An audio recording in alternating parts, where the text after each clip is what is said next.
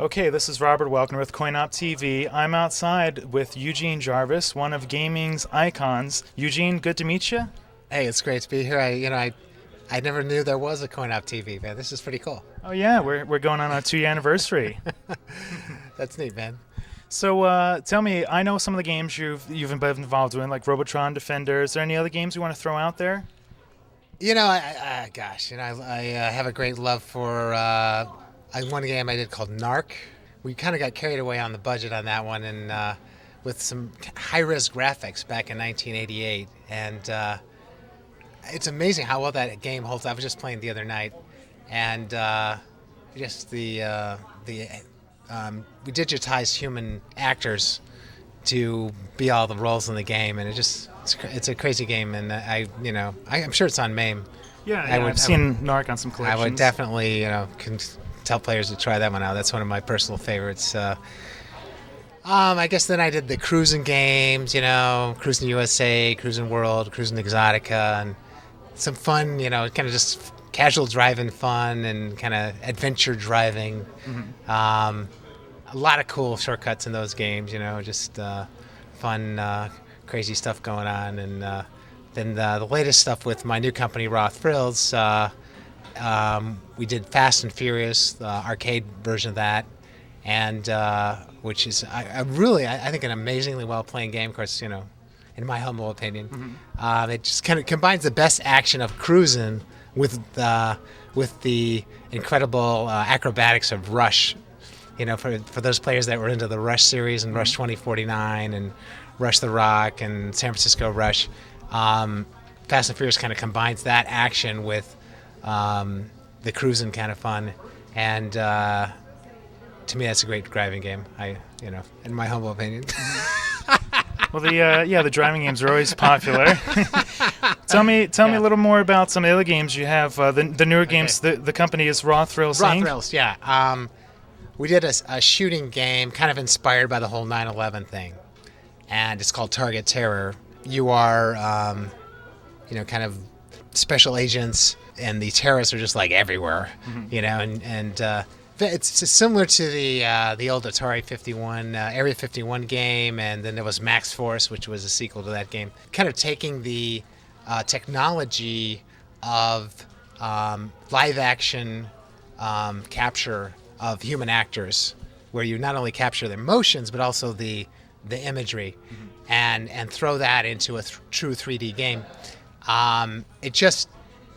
It's amazing how robotic the typical 3D characters are today. That are we do our best with artists and programmers but a lot of these characters are just so robotic that a real human actor is just a breath of fresh air. And so we got all the cool characterizations and death scenes. There's like a million ways these guys die, they fall, one of the funniest things is when you shoot them in the nuts, and they bend over, and this would be so hard you'd have to have 10 artists working several weeks to get a proper grab your nuts and fall over.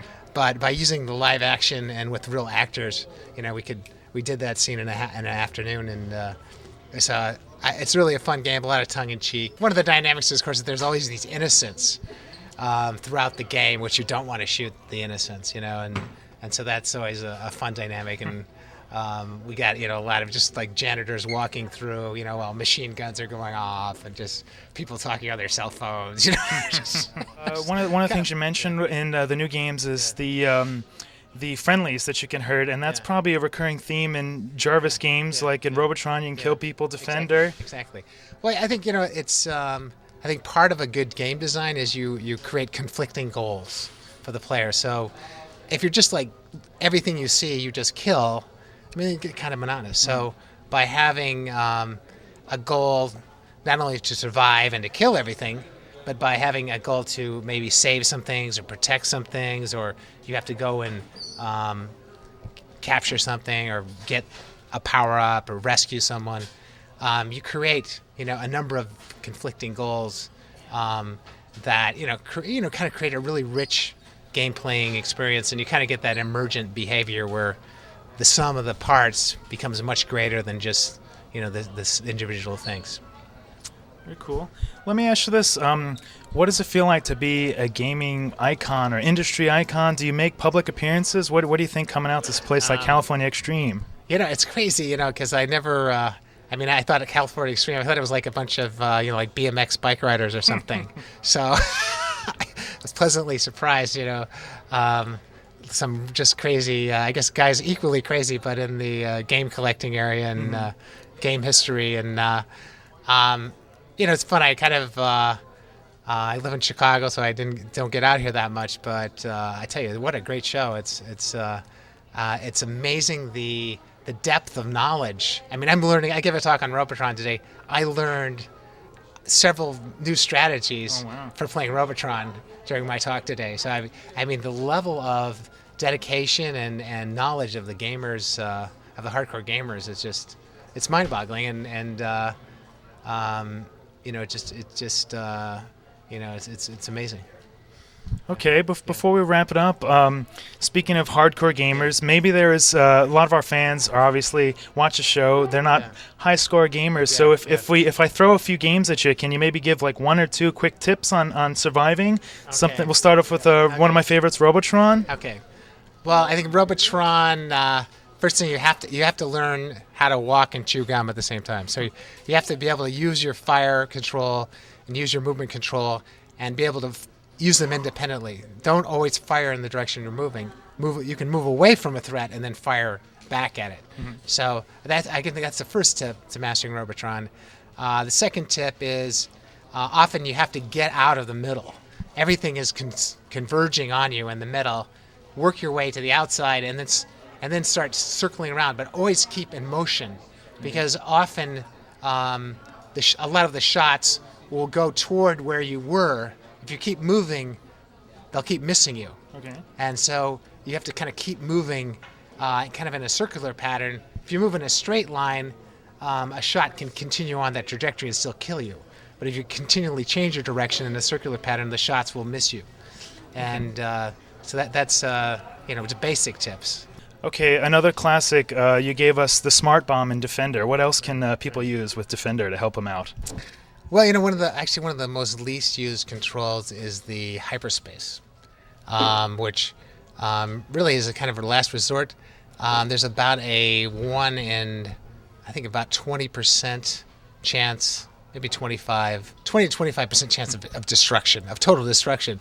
However, there are often, situations in Defender where there's a very high probability of your annihilation imminently. So if you have a 90% chance of getting destroyed, within the next millisecond, Hyperspace can kind of get you out of a jam.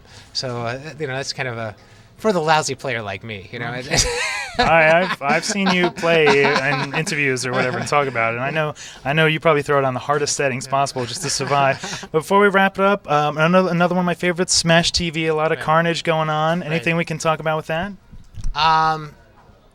Smash. It's a lot like Robotron in the control scheme. I guess obviously the key is it's a two-player game. Mm-hmm. And being able to cooperate with the second player to kill the enemies. And I guess what you want to do is, if you can work with your buddy, that's always the best thing. But often you have to fend for yourself and stay away from the doorways. Because unlike Robotron, which like all the enemies are introduced immediately, in Smash TV, more enemies are dispatched from the doorways. Standing in front of a doorway can be hazardous to your health. So I would stay out of there and. I guess also stay away from the exploding men. Tip of the day: stay away from the exploding men. There's a lot of carnage and explosions, people dying. That's what I love about your games. Well, Eugene, let me wrap it up. Thanks so much. This is Eugene Jarvis on CoinOpTV. Thank you so much.